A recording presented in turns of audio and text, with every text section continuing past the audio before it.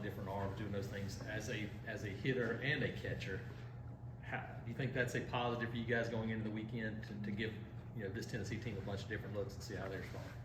Yeah, I mean, for us in the midweeks, all of us hitters, we talk about how hard it is to hit in a midweek right now because, you never see the same guy twice. And going into a weekend, you get to learn, what their starter and what their game plan is against you.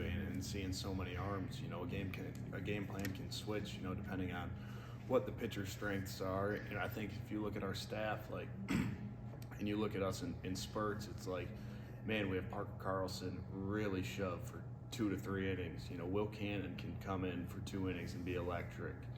And, Tanner's right there too. And so you look at our staff as a collective, like, man, we're so much better in numbers than we are individually. And, when we take that approach into a weekend, I think we're going to be really successful.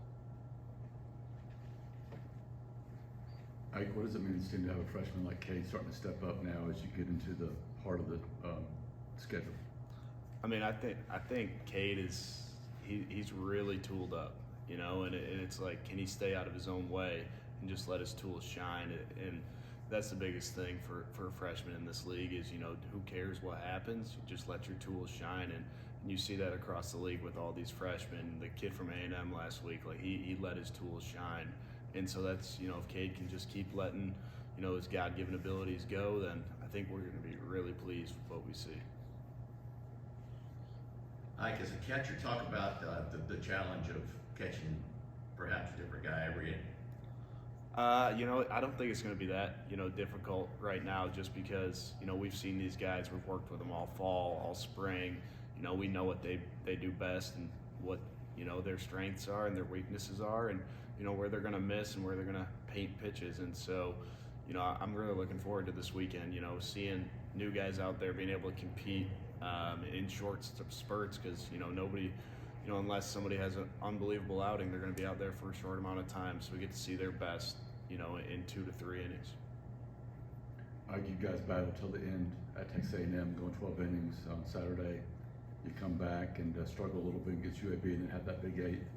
What is it about this team that, despite maybe not having the success you would expect or want, you guys keep going out there and fighting? Yeah, I mean, our goal as an offense is just to score one more run than the other team, and our goal as a pitching staff is to just let up one less run than we score. And so it's, keeping that same mentality. And you saw it on Saturday against A&M. We were down big pretty early, and, we kept finding a way, and our pitchers, didn't let the lead get out of hand. And so we kept finding a way. And same thing with yesterday. We were down early, and then, we just kept going. And, you look up at the scoreboard and you see UAB only scored in the first and the third. And it's like in those middle innings, 5 through 7, our pitching staff put up zeros, and then, our offense cracked through and put up a 7 spot. And so it's little things like that. Like, if we give up a lead early, can our pitching staff hold it? Because our offense is good enough to always come back. Ike, when you start throwing guys out, trying to steal, sometimes that's a deterring factor. It keeps teams from wanting to run. How important is that being? You've had some strike them out, throw them out double plays, and people are respecting what you are doing defensively. I mean, I think, that's what we practice. And, me and BT have really worked on this whole year is no matter what jump they got, throw the same throw. And sometimes, early in the season I struggled with that. You look at Eastern Kentucky, Game 3, they still steal against Carson Myers and I lose one into center field because I tried to be so fast.